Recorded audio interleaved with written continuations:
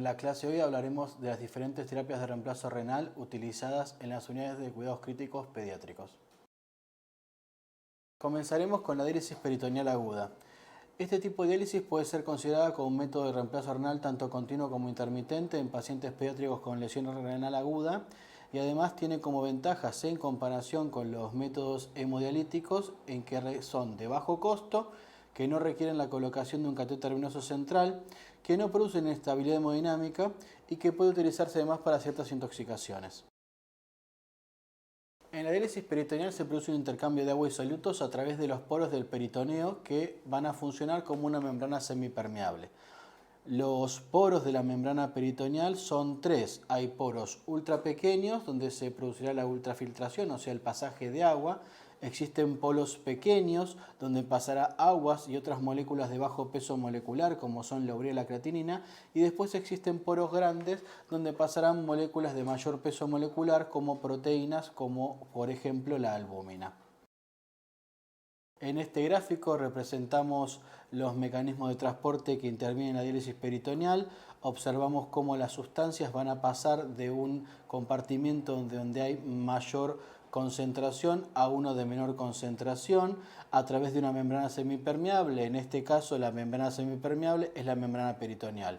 Observamos los poros pequeños, ¿sí?, donde pasa agua, glucosa, urea, creatinina y otras sustancias, los poros ultra pequeños que son acuaporinas que van a transportar agua y los poros grandes donde transportarán proteínas. Para poder realizar diálisis peritoneal debe colocarse un catéter de diálisis peritoneal.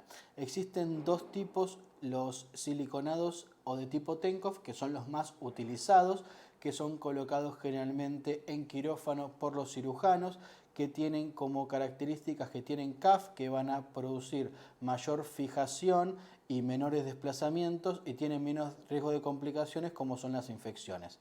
Y después existen los catéteres semirrígidos o de tipo Trucat que generalmente son colocados por el especialista o nefrólogos o intensivistas que lo hacen mediante punción, mediante la utilización de sedación y anestesia local. Estos pueden ser útiles en la urgencia, pero tienen mayor riesgo de complicaciones como oclusión y mayor riesgo de infecciones.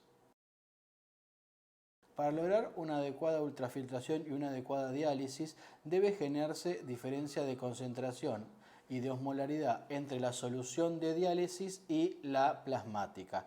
Las soluciones de diálisis, la osmolaridad va a ser dependiente de la concentración de dextrosa que contenga la misma. Existen soluciones de dextrosa al 1,5% y la osmolaridad de esta solución va a ser 346 miliosmoles por litro. Y a medida que aumentemos nosotros la concentración o los gramos de glucosa que tiene esta solución, la osmolaridad va a ir aumentando. Es importante recordar que nosotros a partir de una solución estándar, 1,5% por ejemplo, podemos aumentar la osmolaridad agregando, ¿sí?, dextrosado al 25 o al 50%, recordando que cada gramo de glucosa va a aportar 5,5 miliosmoles por litro, con lo cual a medida que vayamos aumentando o agregando dextrosa adicional a la solución, aumentaremos la osmolaridad. Y que la osmolaridad va a ser fundamental ya que requerimos para una adecuada diálisis y una adecuada ultrafiltración una diferencia de osmolaridad alrededor de 80 a 100 miliosmoles entre la solución y la osmolaridad plasmática. Es importante recordar que las soluciones de diálisis peritoneal pueden ser preformadas o pueden ser fabricadas por nosotros. Las soluciones preformadas suelen ser al 1,5, al 2 o al 2,5%, pero el bicarbonato no existe como tal, sino que está en forma de lactato, que al ser metabolizado por enzimas hepáticas y musculares, formará bicarbonato. Estas soluciones no van a ser adecuadas en pacientes con inestabilidad hemodinámica o pacientes en shock, o pacientes con fallo hepático o pacientes cardiópatas que hayan sido sometidos a cirugías con bomba. Con lo cual, en estas situaciones lo que conviene es fabricar nosotros mismos la solución, la cual va a contener 40 mililitros semiequivalentes de bicarbonato de sodio por cada 1000 mililitros de agua destilada y después dextrosa y cloruro de sodio. La dextrosa que agregaremos al 50% va a depender de la osmolaridad que querramos ponerle a la solución. Para una osmolaridad de 380 miliosmoles por litro, que es una solución estándar, la cantidad de dextrosa, el 50% que se coloca en la solución, son 36 mililitros. Pero, por ejemplo, para una solución al 2,5% utilizaremos 50 mililitros de dextrosa y así sucesivamente iremos aumentando la cantidad de mililitros de dextrosa que haremos para aumentar la osmolaridad de la solución. En conclusión, para indicar una adecuada diálisis peritoneal debemos tener en cuenta la osmolaridad, el volumen, los tiempos de los baños, la cantidad de potasio o no que le agregaremos a la solución, si vamos a utilizar una heparina y el número de baños que vamos a indicar. Entonces, cuando nosotros indiquemos una diálisis peritoneal, indicaremos la osmolaridad de la solución. En lo inicial, en los pacientes que están hipervolémicos, iniciamos con una solución con un dextrosol 2,5% que va a aportar gran osmolaridad y gran diferencia de osmolaridad entre la solución y el plasma para generar una buena ultrafiltración. En pacientes euvolémicos, posiblemente con una solución estándar con una dextrosa al 1,5% podemos dializar de forma adecuada. Esto obviamente va a depender de la osmolaridad plasmática, que va a estar determinada principalmente por el sodio plasmático y por la urea y la glucemia. El volumen estándar de la diálisis cada baño son 30 a 40 mililitros por kilo. Generalmente se comienza con 10 a 20 mililitros por kilo y se observa que sea adecuadamente tolerado, ¿sí? Y se observa también que no haya fuga o filtraciones por el sitio de punción de la cánula de diálisis peritoneal. Si ustedes utilizan volúmenes muy grandes y se produce mucha distensión abdominal, esto puede también no favorecer la diálisis, con lo cual con volúmenes de 30 a 40 mililitros por kilo suelen ser adecuados. El potasio será agregado en las situaciones en donde el potasio plasmático o sérico sea menor a 4. En ese caso, en pacientes que tengan calemias menores a 4, utilizaremos 4 miligalentes por litro de potasio en la solución de diálisis. Los baños o los tiempos de los baños van a depender de si nosotros queremos ultrafiltrar o queremos generar mayor intercambio de solutos, o sea, mayor diálisis. Para generar ultrafiltración, o sea, para poder sacar volumen, usamos baños cortos de 10 a 15 minutos. Y si nosotros queremos dializar, debemos dejar más tiempo la solución para que se genere un mejor intercambio, 30 a 45 minutos de permanencia del baño. La heparina se utilizará para que no se obstruya la cánula, 250 a 500 unidades por litro de heparina, y el número de baños va a depender obviamente del balance de diálisis que queramos utilizar y de la adecuada diálisis que queramos realizar. La diálisis peritoneal será útil en diferentes situaciones. En pacientes con falla renal aguda lo utilizaremos cuando existe hiponatremia o hipernatremia severa, cuando existe hipercalemia mayor a 7, cuando existe acidosis metabólica severa refractaria al tratamiento médico, ¿sí? Cuando existe hipertensión arterial refractaria al tratamiento médico o cuando existe compromiso neurológico, por ejemplo, pacientes con síndrome urémico hemolítico y compromiso neurológico. En pacientes que no tengan falla renal aguda también puede ser útil. ¿En qué situaciones? Principalmente en intoxicaciones. Debemos recordar que existen medicamentos que serán dializables y drogas que no lo van a hacer. En esta diapo podemos ver la lista de cada uno de ellos y poder evaluar en qué casos podrá ser útil. También puede ser útil en pacientes sin falla renal aguda pero con errores congénitos del metabolismo o con acidosis metabólica refractaria al tratamiento médico o en pacientes con síndrome de Reye.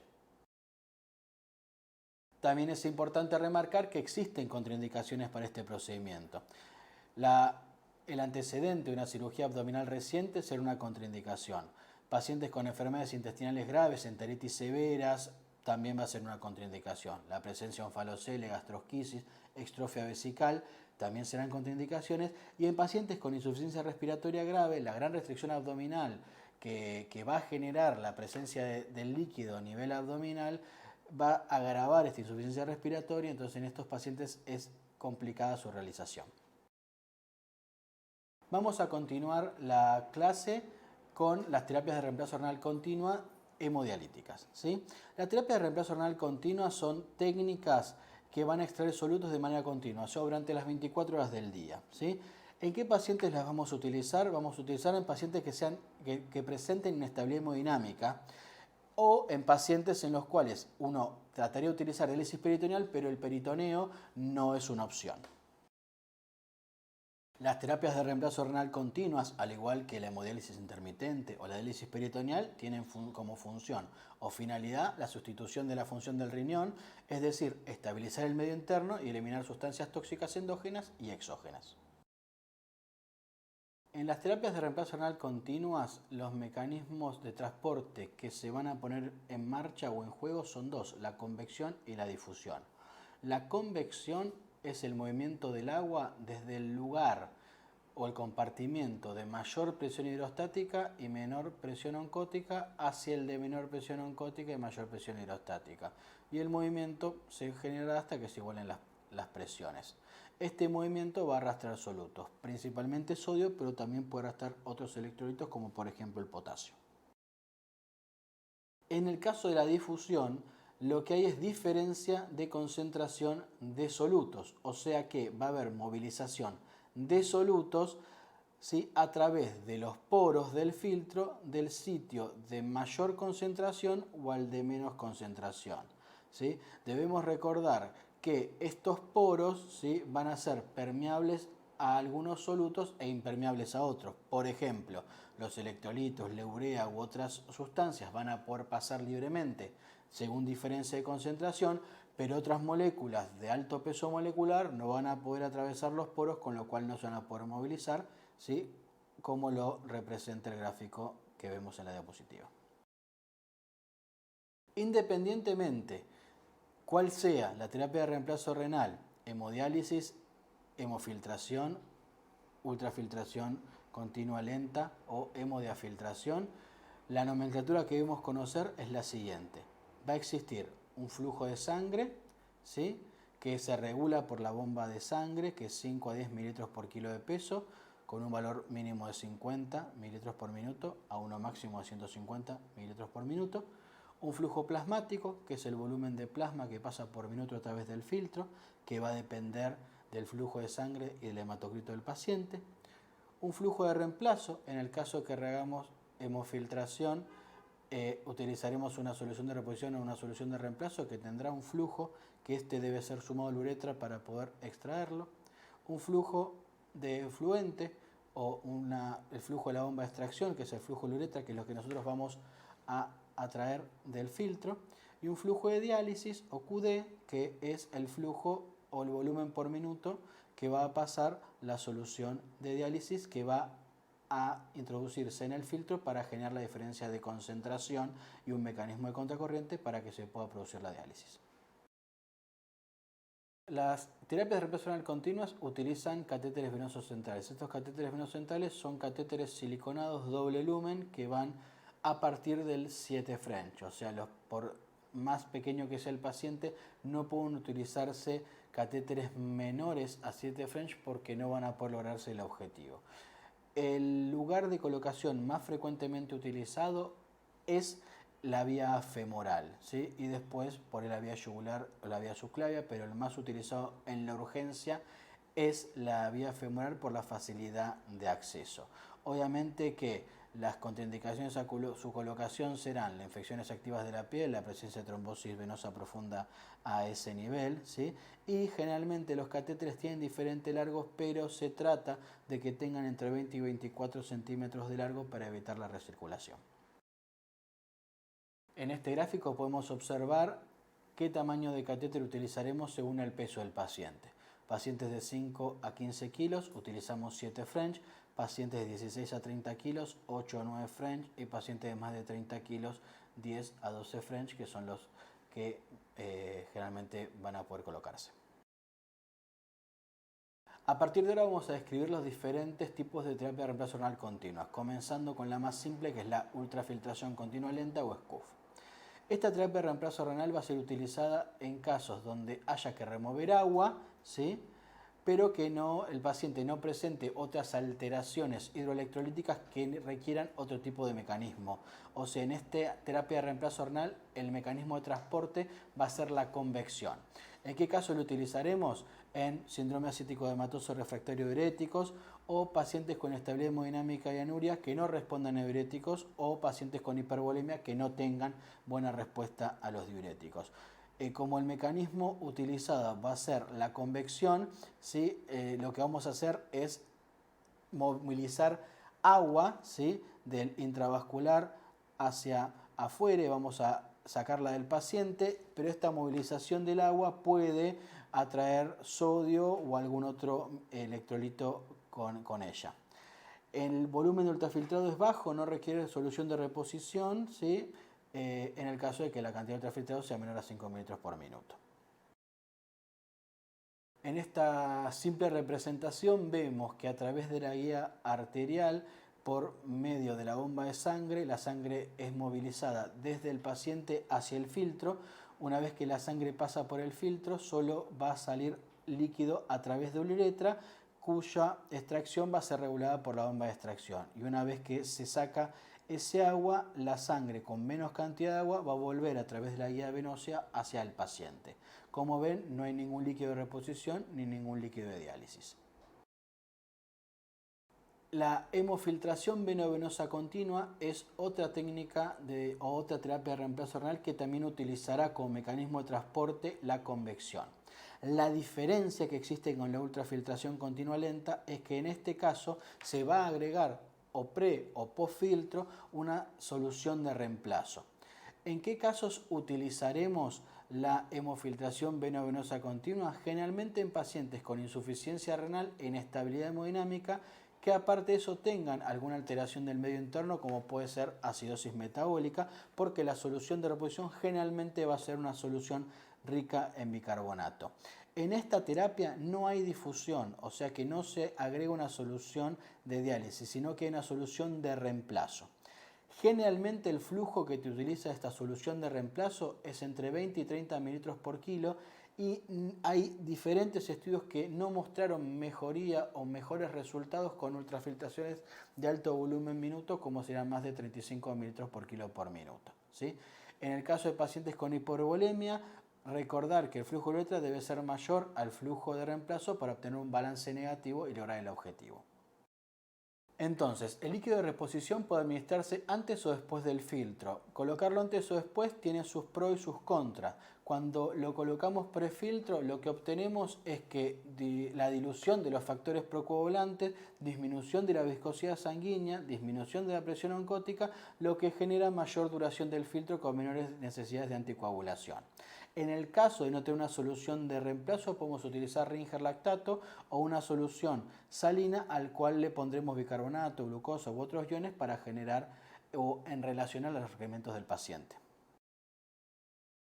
En este simple gráfico observamos la representación de la hemofiltración venovenosa continua.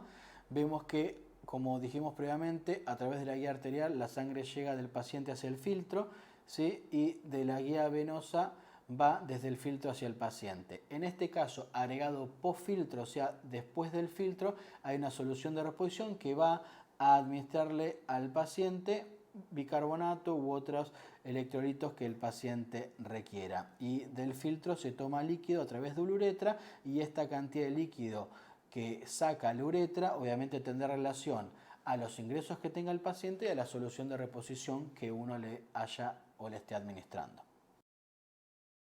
Otra de las terapias de reemplazo renal continuo es la hemodiálisis venovenosa continua. En esta terapia de reemplazo utilizamos una solución de diálisis. A diferencia de lo que vemos en la diálisis peritoneal, en el cual la osmolaridad de la solución es glucosa dependiente, en la hemodiálisis la diálisis y la osmolaridad es sodio dependiente. La solución de hemodiálisis se va a conectar directamente al filtro en contracorriente de la circulación de la sangre, ¿sí? Esta es una terapia que se utiliza en pacientes con falla renal y trastornos electrolíticos severos que requieran diálisis.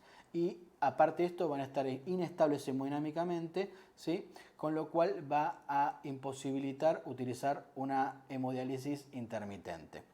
El flujo de la bomba de diálisis será de 40 mililitros por kilo por hora en los pacientes pediátricos y en los pacientes adultos alrededor de 2.000 mililitros por metro cuadrado por hora y en los pacientes pediátricos pero adolescentes grandes calcularemos según los requerimientos del adulto.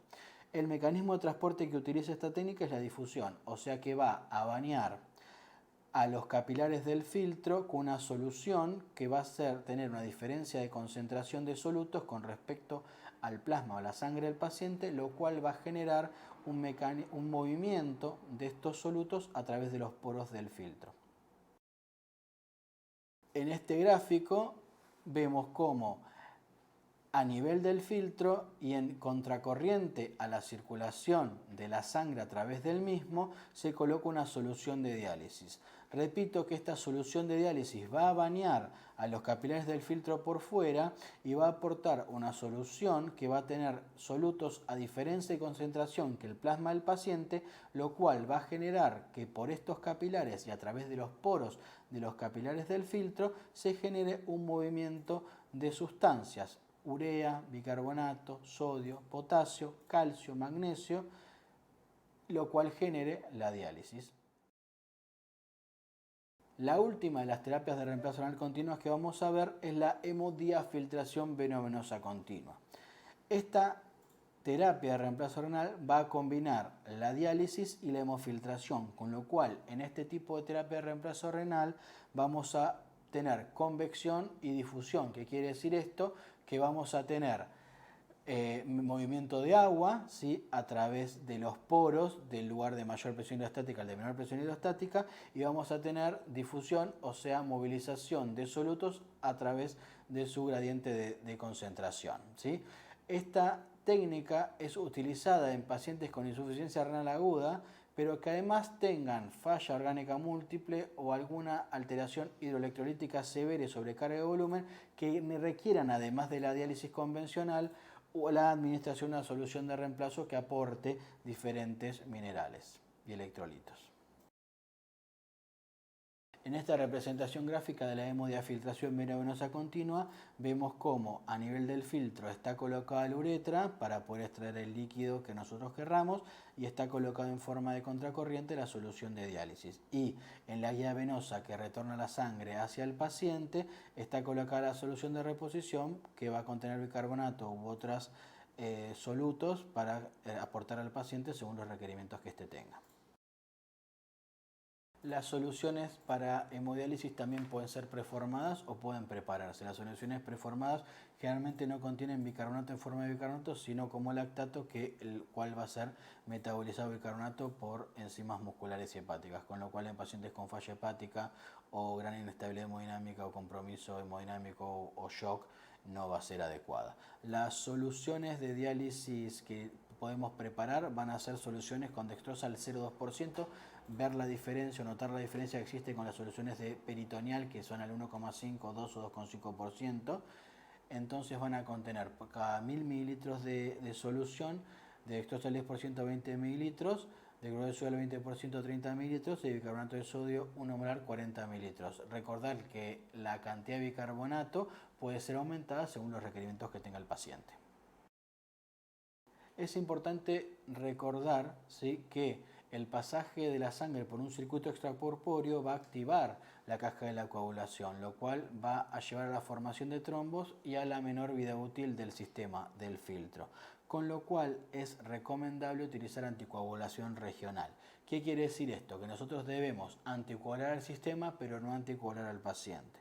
Con lo cual, ¿qué se hace? Se administra a la guía arterial una solución heparinizada, 5 a 20 unidades kilo por hora de heparina, para alcanzar un KPTT que sea 1,5 veces mayor al normal, o sea, más o menos 80 segundos. Recordar que el normal es alrededor de 40 segundos o hasta 40 segundos, con lo cual si obtenemos un KPTT de 60-80 vamos a estar bien.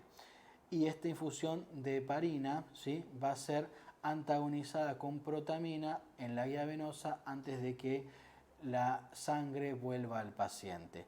La protamina, bueno, en esta clase hemos repasado las diferentes técnicas de reemplazo